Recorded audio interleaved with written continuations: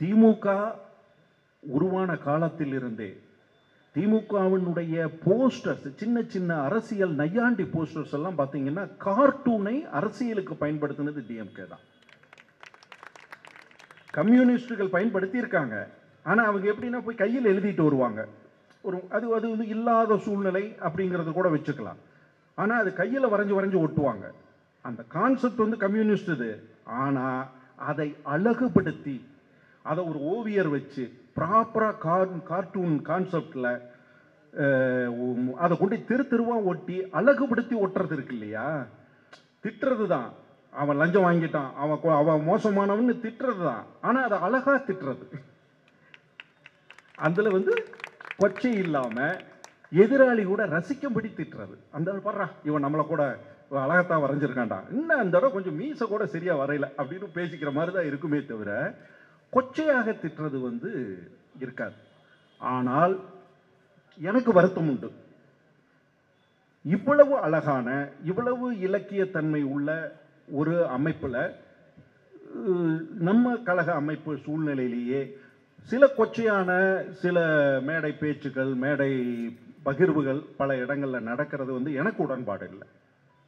அது இல்லாமல் இருக்கணுங்கிறத என்னுடைய ஆசை.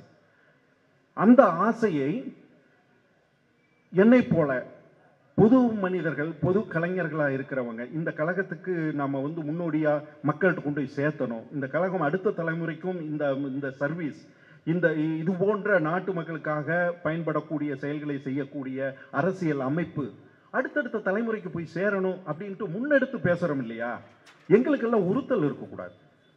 அந்த மாதிரி செயல்கள் எங்களுக்கெல்லாம் உடன்பாடு இல்லாத ஒரு விஷயம். ஆனால் அது நடக்குது, குறைக்கணும்.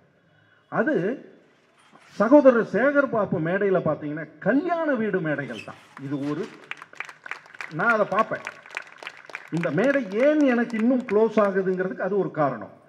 அவர் பழக்க வழக்கம் குடும்பமாக இருக்கலாம், நான் வந்து நிற்கிற மேடையும் எனக்கு ஒரு குடும்பம், வாழை மரமெல்லாம் கட்டி அது வந்து பார்த்தீங்கன்னா ஒரு கல்யாண வீட்டில் தான் அது மாதிரி செய்கிறது. ஒரு காது குத்து கல்யாணத்துக்கு நான் செய்கிற மாதிரி தான் ஒரு அரசியல் நிகழ்வையே செய்யக்கூடிய அடிப்படை கலாரசிகன் அவர்.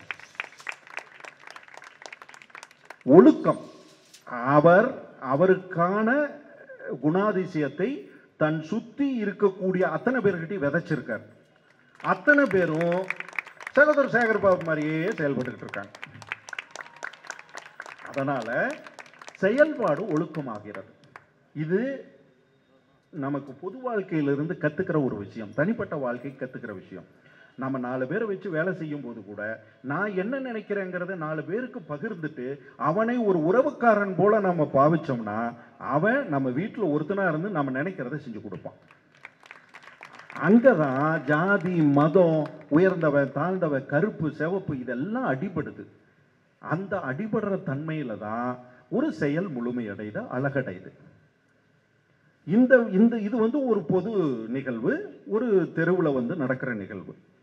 ராஜ அண்ணாமலைபுரத்தில் நடக்கிறது ஒரு அரங்கத்துக்குள்ள திட்டமிட்டு நடத்துகிற நிகழ்வு. அங்கே போய் பாருங்க, ரெட் கார்பெட்டாக இருக்கட்டும், அந்த சைடு பேனராக இருக்கட்டும், லைட்டாக இருக்கட்டும், உள்ள ஃபோட்டோ அரேஞ்ச்மெண்ட்ஸாக இருக்கட்டும், எல்லாமே இங்கே என்னவோ அங்கே தான் அது. சரியா? அப்போ ஒரு நிறைவு இருக்கிறது. இந்த நிறைவு கலைஞர் அவர்களுடைய நூற்றாண்டை நினைவு கொண்டுவதற்கு நம்ம செய்கிற நினைவு. அப்போ கலைஞர் எப்படி இருந்தார்? கலைஞர்கிட்ட பார்த்தீங்கன்னா அவ்வளவு ஒழுக்கமான விஷயங்கள் இருக்கும். கலைஞருடைய கையெழுத்து இருக்கு இல்லையா, கலைஞருடைய கையெழுத்தை வந்து நீங்கள் தஞ்சாவூர் கோயிலில் ராஜராஜனுடைய அந்த பிரகதீஸ்வரர் ஆலயத்தில் கீழே பார்த்தீங்கன்னா கல்வெட்டு இருக்கும். அப்படியே எழுதி ஓட்டத்தில் ரன்னிங் லெட்டராக இருக்கும். அது வந்து 1000 கிபி 1000 வெட்டின கல்வெட்டு. அதில் தமிழ் வந்து ஒரு எழுத்து இப்படி ஓடி இருக்கும். அந்த எழுத்து பேட்டன் கலைஞர்கிட்ட இருக்கும், கலைஞருடைய எழுத்தில் இருக்கும். கடைசி வரையிலும், அவர் மரணிக்கிற வரையிலும் கூட அந்த எழுத்து மாறவே இல்லைங்க. அப்படியே ஒரு ரன்னிங் லெட்டர் இருந்துக்கிட்டே இருக்கும். அதை ஃபாண்ட் ஆக்கணும். அந்த எழுத்தை கலைஞருடைய எழுத்துரு அப்படின்னு அடுத்த தலைமுறைகளுக்கு அதை சிஸ்டத்துக்குள்ளே கொண்டு வந்து கலைஞர் எழுத்துருவாக அதை மாற்றலாம். ஒருவேளை யாராவது அது முயற்சிருந்தாங்கன்னா என்னுடைய பாராட்டுக்கள். அது மிக முக்கியமானது. அவருடைய எழுத்தே ஒரு ஓவியமாக இருக்கும். அதுபோல் அவர் வந்து ஒரு விஷயத்தை செஞ்சாருன்னா மெனக்கெடுவார். போய் அது வந்து ஒரு கட்டடம் கட்டுறதா இருந்தாலும் சரி, அல்லது வந்து வள்ளுவர் கோட்டம் கட்டுறதா இருந்தாலும் சரி, கண்ணகிக்கு கோட்டம் கட்டினாலும் சரி, திருவள்ளுவர் நீங்கள் யோசிச்சு பாருங்க. அண்ணா அவர்கள் வந்த பிறகு முதல் திமுகவினுடைய அரசமைப்பில் திருவள்ளுவருக்கு ஓவியம் வரையப்படுகிறது. அமர்ந்து கால் மேல் கட்டு எழுத்தாணியை வச்சு ஓவியம் வரைகிறதாக அண்ணா ஒரு அடையாளமாகிட்டார். இப்போ கலைஞர் வர்றார். இதே திருவள்ளுவரை அமர வைக்க வேண்டாம், நிற்க வைப்போம். அமர்ந்திருக்கக்கூடிய திருவள்ளுவர் அண்ணா, நிற்கக்கூடிய திருவள்ளுவர் கலைஞர். அதே திருவள்ளுவர் தன் அடையாளமாக மாற்றுறார்.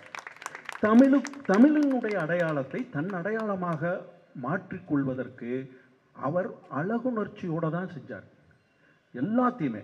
இன்னைக்கு ஓமந்தூரார் கட்டிடம் இருக்கலாம், அது வந்து ஒரு அரசினுடைய சட்டப்பேரவைக்காக கட்டப்பட்டது. அதுக்கு அவர் வீல் சேரில் அமர்ந்துக்கிட்டு போய் பார்த்த நாட்களை பார்த்தீங்கன்னா கட்டடம் கட்டின நாட்களை விட அதிகமான நாட்கள். அப்போ பெரிய விஷயமா இருக்கட்டும், சரி, சின்ன அழைப்பிதழ், ஒரு விழா அழைப்பிதழ், ஒரு சீரணி அரங்கத்தில் வந்து அன்னைக்கு ஒரு மேடை போய் நின்று நைட்டோட நைட்டு அந்த துண்டை கட்டிக்கிட்டு அவர் வந்து வேடிக்கை பார்த்துருக்கார். இதெல்லாம் புகைப்படம் இருக்கு. இப்போ நான் பேசுறது எதுவும் இட்டு கட்டி பேசுறதோ உங்களுக்காக பேசுறதோ இல்லை. அப்போ ஒரு கலைஞனாக தன்னை நினைத்து கொண்டு அரசியல் என்பது கலைத்துவமாக அழகுபடுத்தி பார்க்கிறது. அங்கதான் எவர் ஒருவரிடம் அழகுணர்ச்சி இருக்கிறதோ, எவர் ஒருவரிடம் அந்த ஒழுக்கம் வருகிறதோ, அப்போ அதிகமாக மக்களின் மேல் கவனம் வரும்.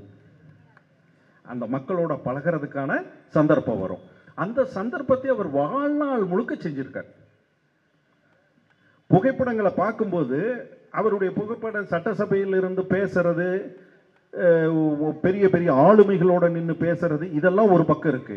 இன்னொரு பக்கம் எடுத்தீங்கன்னா அல்சேஷன் நாயோட அவர் உட்கார்ந்துக்கிட்டு சிரிக்கிற புகைப்படம் அவ்வளவு அருமையான புகைப்படம். அது இன்னைக்கு வரையிலும் பெரிய ஊழல் வெளியில வரவே இல்லை. அது வந்து சும்மா இப்படி கொஞ்சம் மாதிரி எல்லாம் இருக்காது, தலையை சாய்ச்சிக்கிட்டு ஒரு மாதிரியா சிரிப்பார். அந்த குழந்தையாக நீங்க மாறி அவ்வளவு எளிமையாக மாறும்போது தான் நீங்க தன்னுடைய வளர்ப்பு பிராணிகிட்ட கூட நீங்க வந்து ஒரு குழந்தையாக நீங்க மாறி நிற்பீங்க. அது வந்து அல்சேஷன் அப்படியே சரியா பெரிய மனுஷன் மாதிரி உட்கார்ந்துருக்கும், இவரு குழந்தைனமா சிரிச்சிட்டு இருப்பார். அந்த புகைப்படம் பாருங்க, அது வந்து கலைஞர் மாதிரி உட்கார்ந்துருக்கும், இவரு வந்து ஏதோ அல்சேஷன் மாதிரி சிரிச்சுக்கிட்டு இருப்பார். அந்த அந்த உறவுகள் வந்து அப்படி பரிமாற்றம் அடைகிறது. இப்படி என்னுடைய வாழ்க்கையில் நான் பார்த்த கலைஞர் அப்படின்னு ஒன்று இருக்கு, அறிவு கொண்டு பார்த்தது இருக்கு. இப்போ அறிவை தாண்டி நம்ம வந்து படித்து தெரிஞ்சுக்கிட்ட கலைஞர்னு ஒன்று இருக்கு. படித்து தெரிஞ்சுக்கிட்ட கலைஞர் வந்து எனக்கு எப்போதுமே பிரமிப்பு தான், எப்போதுமே பிரமிப்பு. அவருடைய நேரத்தையும் அவர் நேரத்தை இவ்வளவு டைமென்ஷனில் பயன்படுத்த முடியுமான்னு எனக்கு தெரிஞ்சு தமிழகத்தில் இதற்கு முன்னால் அப்படி ஒரு தலைவர் இல்லவே இல்லை. எல்லாரும் தனித்தனியாக இருந்திருக்காங்க, தனித்தனியாக ஆளுமைகளாக இருந்திருக்காங்க. ஆனால் ஒரு சேர ஒரு ஆளுமையோட ஒரு தலைவன் அப்படின்னு கேட்டால் எல்லா டிபார்ட்மெண்ட்லேயும் எல்லாத்துலேயும் நுணுக்கமாக, விவரமாக, அறிவுபூர்வமாக, ரசனைபூர்வமாக ஒரு மனிதர் இருந்திருக்கிறார் என்றால் அது வந்து இந்த நூற்றாண்டில் மிகப்பெரிய தலைவர் கலைஞர் அவர்கள் தான். இன்னொன்று, எனக்கு சேகர்பாபு ஐயாவோட சகோதரர்கிட்ட ஒரு வேண்டுகோள் இந்த இடத்துல ஒரு விண்ணப்பமாக வைக்கிறேன். கலைஞர் வந்து ஓவியத்தில் வந்து பெரிய ஈடுபாடு கொண்டவர். இன்னைக்கும் தமிழ்நாட்டில் இருக்கக்கூடிய ஓவியர்கள் அத்தனை பேரையும் ஆதரித்து அவங்களுடைய வாழ்வாதாரத்துக்கு நிறைய திட்டங்களை எல்லாம் தீட்டினவர். சுவர் விளம்பரங்கள் இருக்கு இல்லையா, சுவர் விளம்பரங்களை எல்லாம் அது வந்து சும்மா போற போக்கில் இல்லை அப்படின்ட்டு அதை வந்து ஓவியத்தன்மையோட ரொம்ப அழகுணர்ச்சியோட மாற்றி கொடுத்த பெரும் பங்கு கலைஞர் அவர்களுக்கு சேரும். அதே மாதிரி வினையல் வைக்கிறது, எல்லா ஏரியாவிலையுமே டிசைன்ஸ் பண்ணி கொடுக்கறது, கார்டு பண்ணால் கூட அதை வந்து அழகுணர்ச்சியோட ஓவியத்தன்மையோட பண்ணுறது, இப்படி எல்லாத்துலேயுமே அந்த கலைஞருக்கு நினைவு நாள், அந்த கலைஞனுடைய நூற்றாண்டு நினைவு இதில் வருடத்தில் என்னுடைய ஒரு ஆசை என்னன்னா, தமிழ்நாட்டில் ஓவியம் படிக்கிற குழந்தைகள் இன்னைக்கு அதிகமாக இருக்காங்க. எல்லார் வீட்லேயும் ஓவிய ஆர்வம் உள்ள குழந்தைகள். அந்த ஓவியம் படிக்கின்ற குழந்தைகள் அத்தனை பேருக்கும் அவர்கள் வரைந்ததை ஒரு இடத்துல வச்சு காட்டுறதுக்கு இங்கே அரங்கம் கிடையாது, தமிழ்நாட்டிலேயே சொல்கிறேன். ஆனால் கிராமந்தோறும் நூலகங்கள் இருக்கு. ஒவ்வொரு நூலகத்துக்கு பக்கத்தில் ஒரு சின்ன அறையாவது ஓவியத்திற்கு ஒதுக்கப்பட வேண்டும். அந்த குழந்தைங்க அந்த ஓவியத்தை கொண்டு எங்கே மாட்டி சொந்த பந்தத்தோட அல்லது நண்பர்களோட அந்த ஓவியத்தை கண்காட்சியாக காட்டுகின்ற அந்த ஆர்வத்தை தூண்டணும். அதை கலைஞர் அதில் விருப்பமானதுங்கிறனால இந்த நூற்றாண்டில் அந்த செயல்பாட்டை ஒரு முன்னெடுக்க வேண்டிய ஆசையை அவர் முன்னாடி இந்த மேடையில் வைக்கிறேன். ஒன்று. ரெண்டாவது, இன்னைக்கு ஒரு அரங்கம் பண்ணியிருக்காங்க. இது ராஜாமுத்தையா ஹாலுக்கு பக்கத்தில் திட்டமிட்ட அரங்கம். அந்த அரங்கம் பார்த்தீங்கன்னா அவ்வளோ அழகுணர்ச்சியோட பண்ணப்பட்டிருக்கு. நான் இதுக்கு முன்னாடியும் பார்த்தேன், இப்பவும் பார்க்குறேன். இதுபோல் அரங்கம் ஏன் திட்டமிட அப்பப்போ பண்ணணும்? கலைஞருடைய நூற்றாண்டில் இதையே ஓவிய கண்காட்சியும் இது போன்ற இதுகளுக்காக கண்டிப்பாக நீங்கள் ஒரு அரங்கம் திட்டமிடணும். அதில் ஓவியர்கள் தங்களுடைய ஓவிய திறமையை வைப்பதற்கும் இது போன்ற கலை நுணுக்கமான விஷயங்களை செய்வதற்கும் அந்த அரங்கம் பயன்பட வேண்டும். அதை இந்த இடத்துல மேடையில் நான் சகோதரர்கிட்ட வச்சுட்டு நேரம் கருதி என்னுடைய முன்னோடி பாக்கியராஜ் சார் அவர்கள், என்னுடைய சகோதரர் கருபழனியப்பன் அவர்கள் ஆகியோருடைய பேச்சை கேட்பதற்காக உங்களாக நானும் அமர்கிறேன். நன்றி, வணக்கம்.